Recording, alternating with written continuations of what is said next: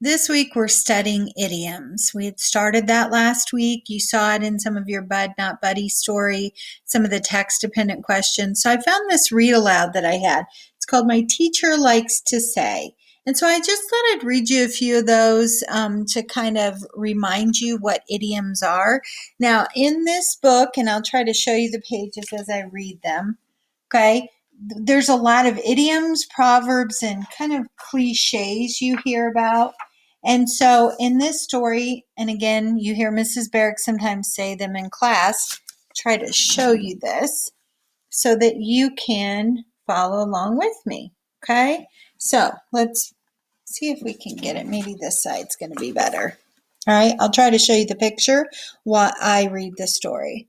All right, it says, does your teacher ever say things that you think are quite amusing? Does your teacher ever say things that you find a bit confusing? My teacher says some funny things like the squeaky wheel gets the oil, don't beat around the bush, and a watched pot never boils. She tells me that I'm sharp as a tack. Please tell me what that means. Sometimes she says I'm smart as a whip, and she thinks I'm full of beans. She often says the apple doesn't fall too far from the tree, but I have no idea what that has to do with me. My teacher doesn't know this, but I have a small confession. I love the things my teacher says, every sweet and odd expression.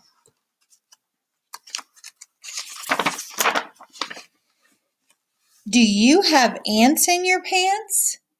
My teacher likes to say. I'm not sure what she means, but I like it anyway.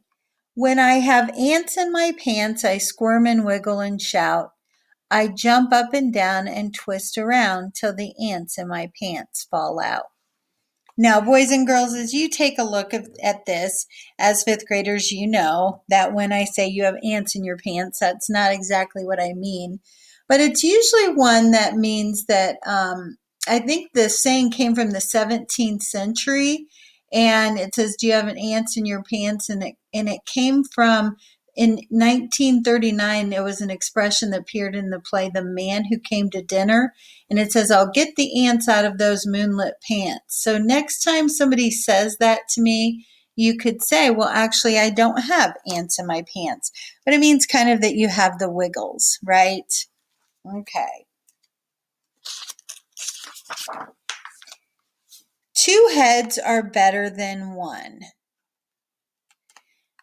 My teacher likes to say, I'm not sure what she means, but I like it anyway.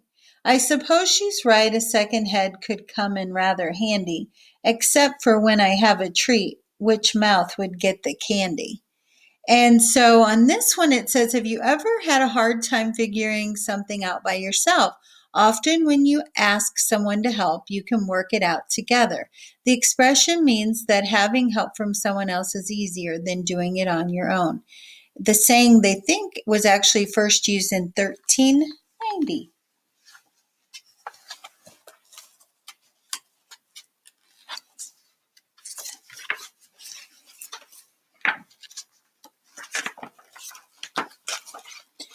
Put on your thinking cap.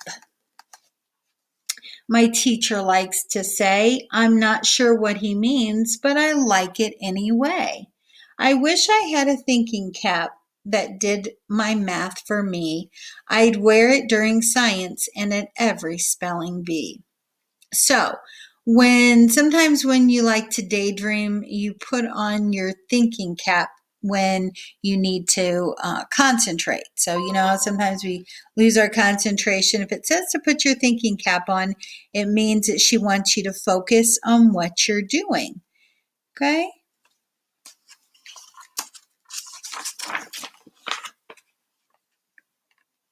They kind of switch which page the information's on. So hopefully you guys can see that. This one is please button your lip. My teacher likes to say, I'm not sure what she means, but I like it anyway.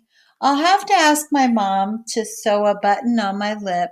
Maybe she will add instead a zipper I could zip. So in this one, they may say this to you when someone wants you to be quiet, or if they tell you a secret they don't want you to repeat. Okay.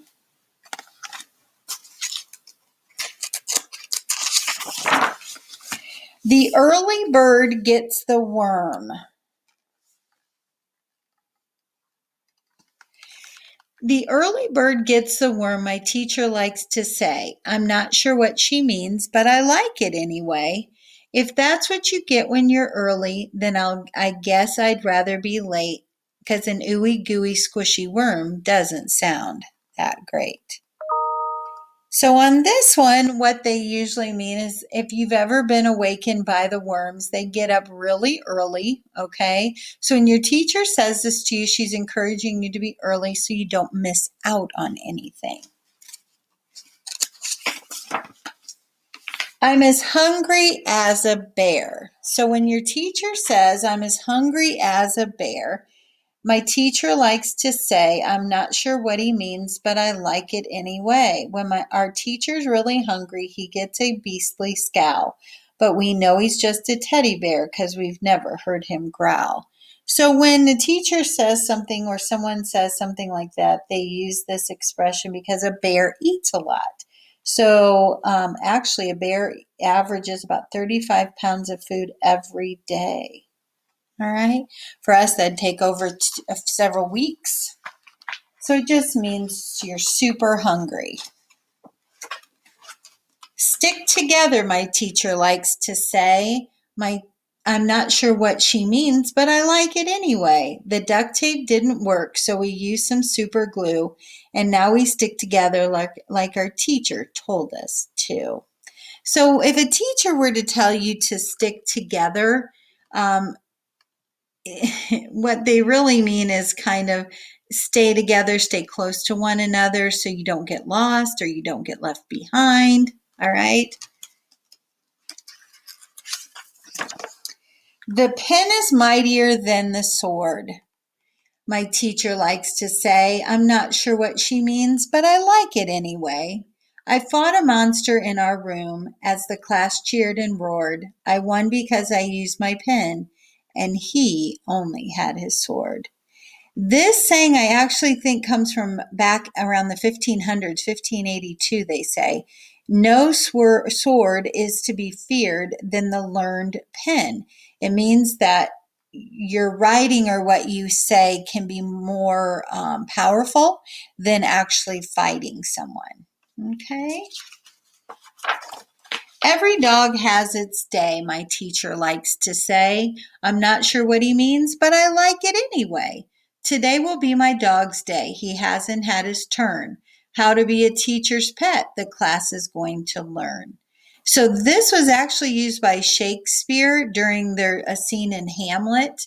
It usually means everyone will have an opportunity or get a chance at something.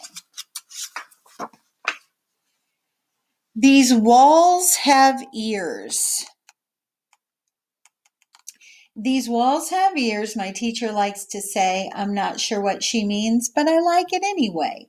Some ears are big, some ears are small. Who cleans the ears that are on the wall? So this means to be careful what you say because you never know who might be listening.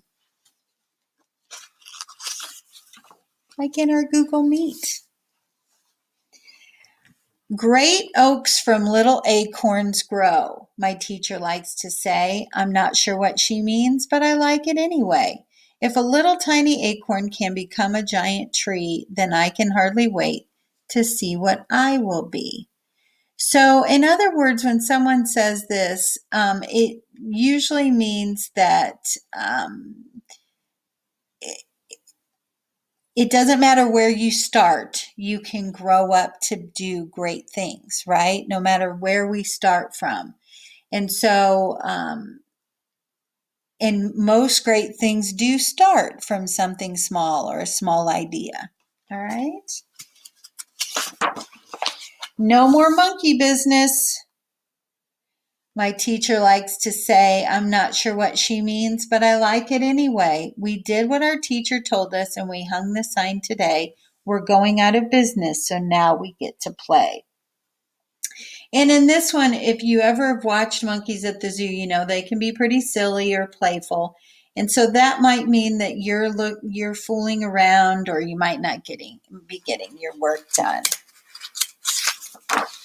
My teacher says so many things that have a special way of making me feel good inside and brightening up my day. So when she says I'll miss you and I'm very proud of you, I really hope my teacher knows I'm going to miss her too. Boys and girls, it's been hard not to be by you every single day. I hope these videos and the read alouds and our lunches together, I hope that you feel connected and know that you can reach out anytime. But I do miss seeing your smiling faces every morning. So this was just a little way to reach out, remind you what idioms are, and hope that you remember some of the silly things that we usually do each day at school. Okay, so go ahead and take this and now try to complete the Canvas assignment on idioms. All right, thanks, guys.